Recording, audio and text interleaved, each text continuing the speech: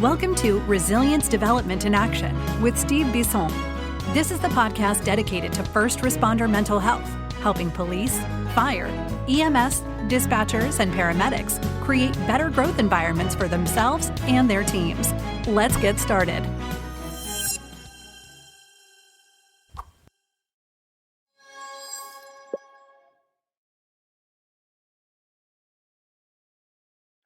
Well, welcome back for part 2 with Nikki Mason. She's still sitting here. Always great to see you again, but magic of like podcasting, like a week later, suddenly she looks exactly the same. I do too. That's just how it works.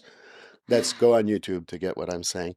But we were talking a little bit about family. I want to shift gears a little bit because we talked about that, but we talked about how we need to educate also, I believe, people who are in charge, particularly, I feel like administration sometimes don't understand that. Let them have the little party in the front end when they're having a hard time so that we can keep it acute stress disorder, like I think I mentioned the other episode. How do we, I'm sure that you've faced that and talking into leadership.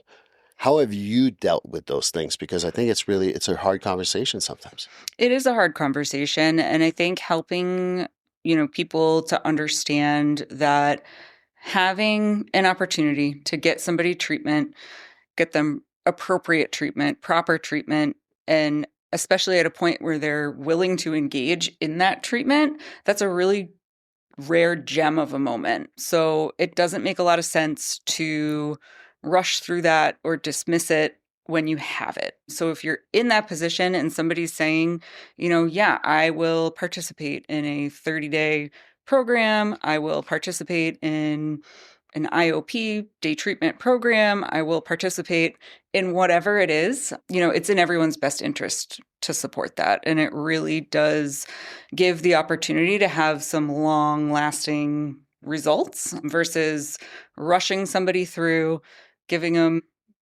3 days off because you're required to, and then putting them right back out there. We're just going to run into these same issues over and over and over again, without really giving them the opportunity to heal properly, without giving them the opportunity to do some good, solid work. And I think that's exactly it. We got to communicate that. Recently we've had a couple of incidents in Central Mass. I'll give credit to the chiefs there that really reached out to the right people and got the help. And they seem to be very well aware that give them the time to get help now. That way you don't lose your investment. Because what I've said to chiefs to get through to them, I'm like, how much does it cost to go through the academy and then get him trained with, you got your field officer that's teaching too. And then the person goes out after a couple of years because they didn't get the treatment they needed. That's a lot of money thrown out the window. Yep, exactly. Police, fire, whatever. So I kind of go with the financial side. And usually that gets to some of the chiefs who don't perk up with the mental health part. They perk up with how much to save money. Yeah, absolutely. The logistics matter, to them, and pointing that stuff out is really important. I think one of the things in Central Mass in particular that I've been impressed with is the amount of departments that are engaging in the 40-hour CIT, crisis intervention training. So I've been helping out with that as well. I do just kind of the opening piece about what is mental health, what is substance use. But I think that, their willingness to even kind of engage from the perspective of, okay, our officers are going out in the community and they're going to be handling this type of situation, and then kind of rewinding it back a little bit and being able to say, like, well, we talked about trauma, depression, anxiety, substance use, all these things.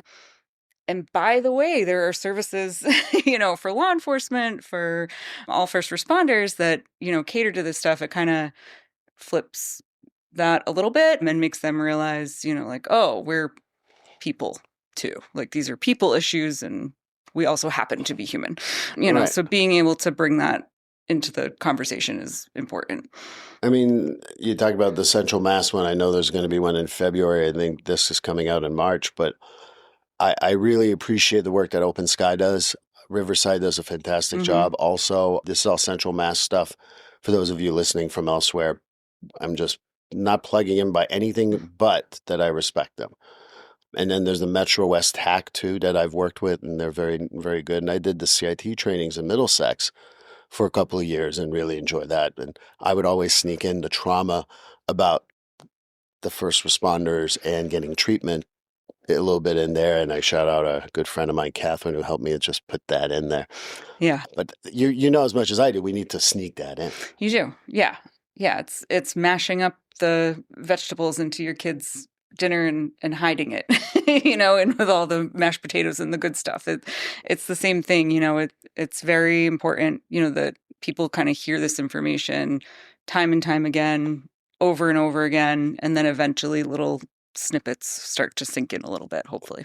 Well, I think it's a good transition to when I talk to some of the first responder people.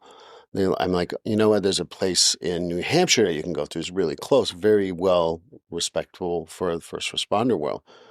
The first thing they ask me is like, are they going to hold me there against my will, or are they going to give me electroshock therapy? And I'm like, the hell do you think you do there? And I know you don't do that, but maybe explain a little bit as to if I'm a first responder, I'm going, okay, I really need help. I need to go away we'll go 30 days. How's that? Just making it up as I go. Mm-hmm. And I call you up. And what type of services are you going to tell me? It's like, how many electroshocks am I going to get? I mean, what's going on here? So we don't. No electroshock. No just electroshocks. Telling you. No shackles, no locked doors, no. So, and that truly the no locked doors is one of the things that I personally really enjoy about working at this program, and I think is kind of welcoming and a breath of fresh air for a lot of our first responders coming up. It's a voluntary program. So not one person there is held against their will in any physical way. There might be outside pressures. You might have a chief, you might have a spouse saying, hey, you got to stay up there. Right. But it's not a secured, locked type of a setting.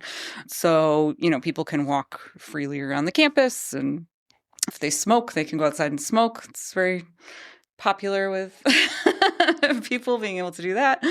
But just getting the fresh air, touching the ground, breathing the air. It's literally on the side of a mountain in New Hampshire. So the environment is really important to us up there. But I think in terms of the treatment, it really is designed to help people get, if it's 30 days of stability and 30 days of sobriety, and get that time where they can feel like they have a foundation underneath them before returning home.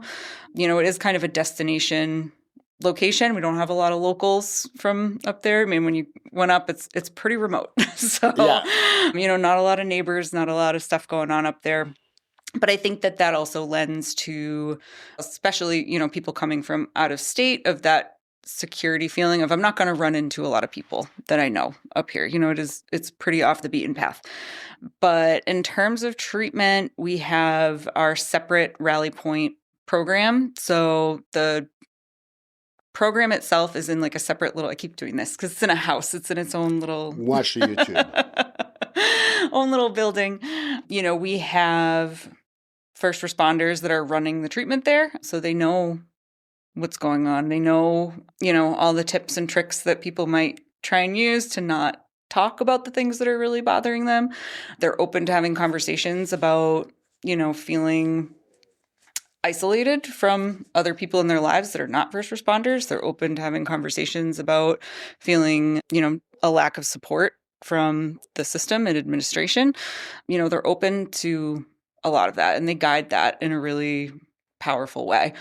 There's a lot of opportunity, I think, for people to go up and just get the treatment that they need, before returning home. Because that's the end goal. We want people to come back. Right. And I think that what, I was there, I've been there, really nice campus, love the campus. Group, individual, free time, AA. If you want, you don't need to do the AA. It's a step program, but they respect it if you don't want to do it. Sobriety is important, and you get that there too. Yep. You've got doctors who come by for medication if needed. Yep, we do. Yeah, so we have... Sorry, I'm really plugging it for you at this point. I got to shut up. No, you're doing great. You're hired. Oh, great. So, yeah, we do. We have, in terms of staffing, a clinician that is working with people individually. So they have that kind of one-on-one time to discuss things in private that they might not be comfortable or want to discuss in a group, or just kind of reflect on their personal needs. We also have case management. So those are people that are helping with some of the logistics of getting back home. Some people need help with, varying degrees of things. Maybe it could be as simple as, hey, I really need to find an outpatient therapist, or it can get into the more complicated filling out FMLA paperwork and, all of that stuff that kind of can need to be done. We have group running every day, 7 days a week. So it's not the type of place where you're going and just sitting around. I know that when I previously worked a kind of a higher level of care in inpatient psych, that was one of the things that really bothered me, I think, was just the amount of time that people are just sitting around. Right. They're physically kept safe. So yes, you cannot hurt yourself. You cannot hurt other people, hopefully.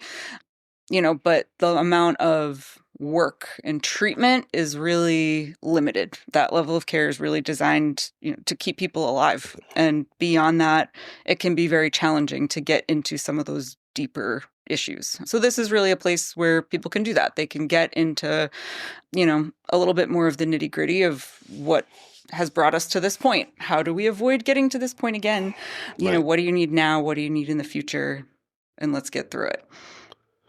I think that that's all good points. And I think that from my perspective, the other part that you guys do really well is to meet people where they're at.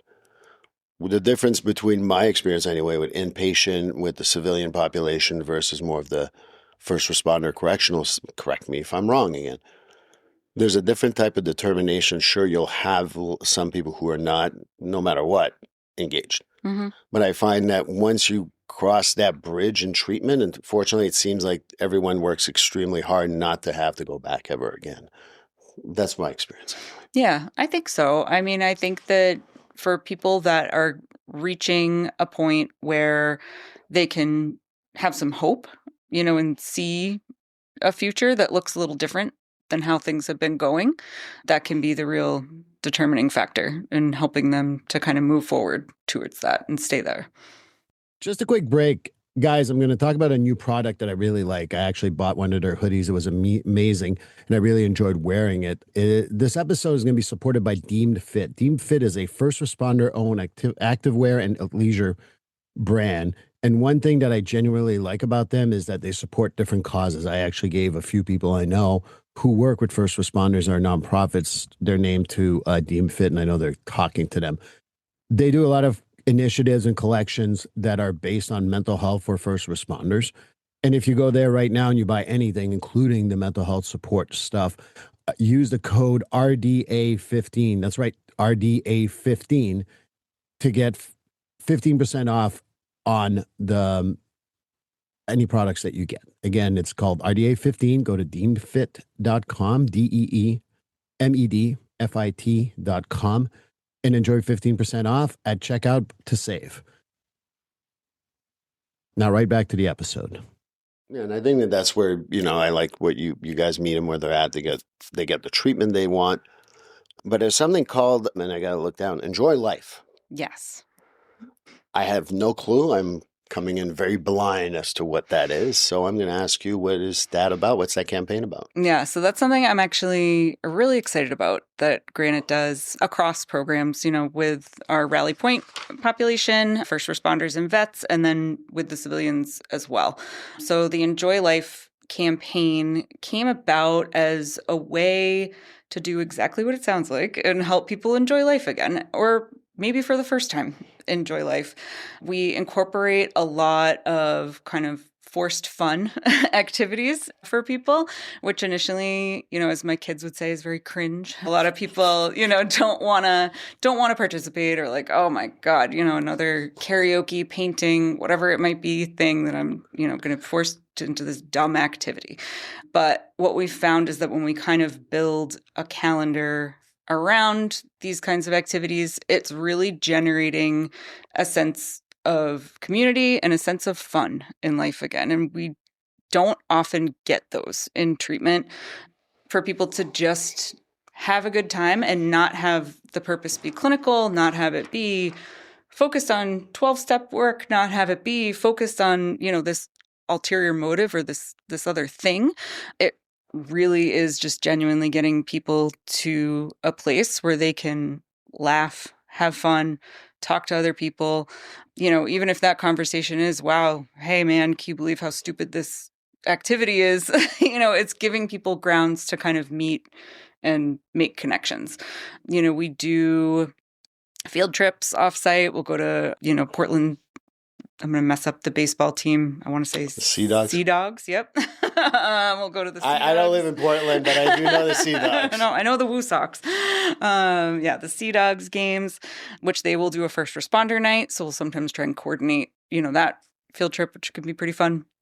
But it really is, whether it's sitting around a fire, playing volleyball, going snow tubing, in the cold weather, it's just getting people to experience joy and be able to have that opportunity and do it sober, which a lot of people have not perhaps engaged in a while, and do it in a way where, there are people around that are going through a similar thing, and just building on that sense of community, camaraderie, and, helping people to get to that place where they want to and can enjoy life again.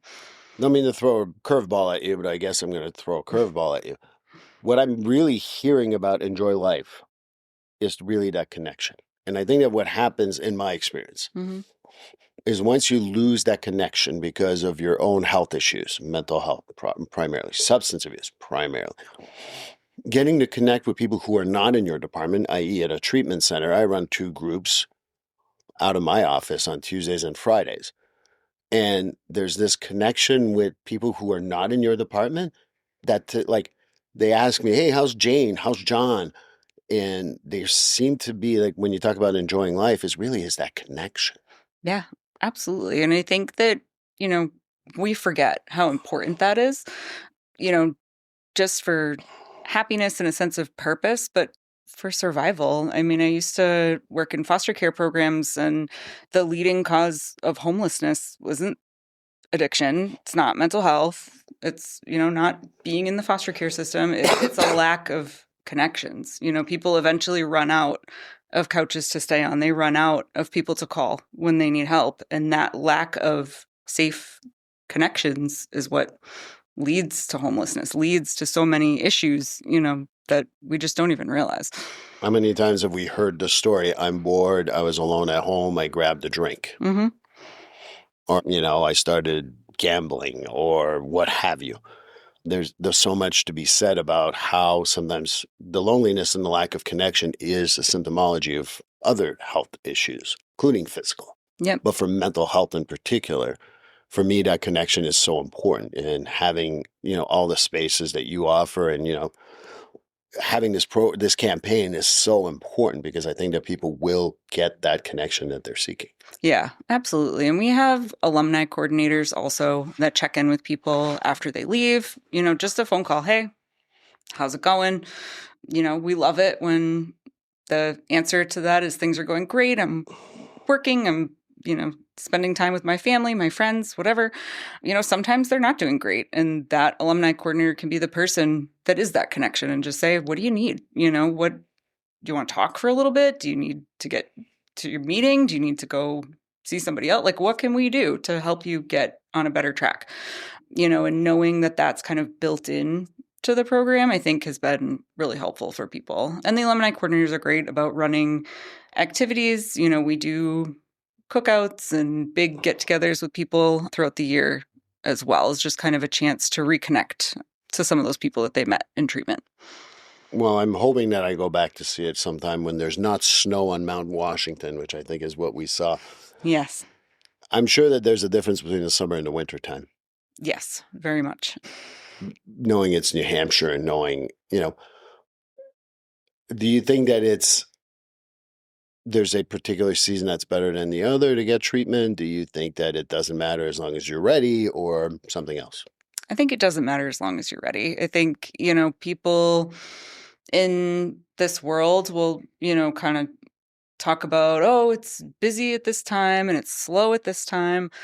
I don't know why, for whatever reason, I seem to be on a very opposite schedule of everyone else. I seem to be busy when everyone says it's slow and slower when everyone says it's busy. My phone was ringing off the hook on Christmas Day, and that's the day where people, nobody's coming into treatment that day. So I think it can really just depend on what people need, and there are times of year, I think naturally that, that first really nice day in spring when it finally hits us this year after a string of cold, dreadful, snowy months, I think that's going to be a great day and everyone's going to be in a great mood and driving around with our windows down. But life happens even on those days too. So, just because everybody else can kind of seem to be in this high place, that could still be not a great day for someone else. So just kind of taking those things into account and, being available whenever people need us. I'm going to share a little story with you, which is a true story. Mm-hmm. We did the stats over 5 years at our crisis team when I worked at our crisis team, if we're more busy on a full moon day or not. Mm. It turned out that it was not statistically significant. We get a higher call volume, but hospitalizations or evaluations are actually pretty much the same. We get these changes when the weather changes, like there's a high spike. If we had a lot of string of good days and then there's a bad like rainy day or snow. Okay. So just for the record, that's what, like when there's a pattern, I'm like, no, I don't think there is a pattern personally. We've actually, I know it was just one crisis team for, I think we cover 14 plus 12, whatever that is, 26 towns. Yeah. But it's still, I think, is telling that it's not about that. I think that the reason why I say that, and again, you toss you that because I also want to make sure that people know, Nikki is going to have openings on July 19th. It's my birthday. You got July 19th as your birthday? Yeah. Guess who's July 19th also? Who? No way, birthday twins. Wow. We are, yeah. Anyway, but July 19th or January 19th. Mm-hmm. It won't change. Nikki maybe we won't be available on the 19th. The 20th or we got colleagues though. It's fine. But on those days, it doesn't matter as long as you're ready for the help. I think one of the things that I'll wait till it's cold, or I'll wait till it's warm, or I'll wait till it's muddy, or I'll wait I lived in Vermont for a year, so I know about mud season and all that fun stuff. So, Yeah. But there's never a good time, and I think that that's what I wanted to communicate here because that's what you're saying, and I agree wholeheartedly. But if someone as we get close to the end here, how do we How do we connect with you? Obviously, everyone knows that they can call me and I have those connections. But if they say I don't like Steve, I just want to talk to Nikki. People can call me. My cell phone direct is public information, 603-851-4921. They can get in touch with me directly. And if I'm not available, I'll get you to somebody that is right away. I think that's the best way, truly, to get in touch. And I've called you several times, and you've always answered. And if you didn't answer, you return the phone call fairly quickly. That's not me just being nice to you. It's just my experience with what I've done with you. And the one thing I would say about the center that I wanted to mention earlier, and I've forgotten, I'm going to mention it. I sent you someone who got to connect with someone out in Vermont, of all places, and they're from Massachusetts. And they said that when they feel down, they can talk to someone who is not in their department, but have gone through similar things because of stuff. Mm-hmm. And she calls them and she thinks it's like the cat's meow. It's the best thing in the world. Yeah. Because she's having a very good, knowledgeable conversation without them knowing Jane, John, and Ricky, and Helen. I don't know, I'm making names up. And I think that that's the other part too that I want to mention that is so helpful. So if you're not from the area, which is pretty common in that area, go there. You're going to make some connections with a lot of people from different departments, and you will have that as an outlet, the support we talked about. I think that that's so essential. Yeah, absolutely. I think just being able, like we said, to connect with people, but to have the opportunity to really connect with people that know what you're going through, but aren't in your immediate circle is really nice. It gives you that sense where you can be a little bit more vulnerable than, maybe chatting with somebody in your own department. And, yeah, it's great to be able to bitch and, to be able to complain. And I personally don't care on my podcast. We're just trying to do it with Milford TV here. Try to be nice. So Dominique doesn't seem to care, so we're good. Okay. having somebody, in your own department to complain, and they know the players, they know who you're talking about. People say, oh, this person did this, and, that's great. But being able to have it said in a way that, you can really just freely say whatever you want to say, not have that fear of backlash or, this is going to get back to so-and-so, and, just not have to worry about that is very freeing for people. It's a small world, and especially in the law enforcement world, I learned that in the mental health world too. But talking to someone in Colorado about someone who works in mental health in Massachusetts or New Hampshire feels a lot easier to talk to. So I think it goes the same way for first responders. Yeah, absolutely. Well, Nikki, as we approach the end here, I want to thank you. I know we've been trying to get this done for a couple of months. I meant every word I say, but I truly, I'm not lying when I say to you, and my audience knows this. Every time I've called you, you've always responded within, I can't remember a time where you went more than an hour to respond to me. So from the bottom of my heart, for all the people I've served, I thank you. And I'm saying this so that people can hear it, that you are actually that way. It's not some line and people know I don't give lines. So thank you so much for that. And thank you for coming on to Resilience Development in Action. Thank you. I really, really appreciate the opportunity to be here and, hopefully just be able to spread the word that there's help available if anybody needs it. And I know that you do a fantastic job. So thank you again. Thanks. Well, this completes our episode 245. Join us for episode 246, and I appreciate your time. Please like, subscribe, and follow this podcast on your favorite platform. A glowing review is always helpful. And as a reminder, this podcast is for informational, educational, and entertainment purposes only. If you're struggling with a mental health or substance abuse issue, please reach out to a professional counselor for consultation. If you are in a mental health crisis, call 988 for assistance. This number is available in the United States and Canada.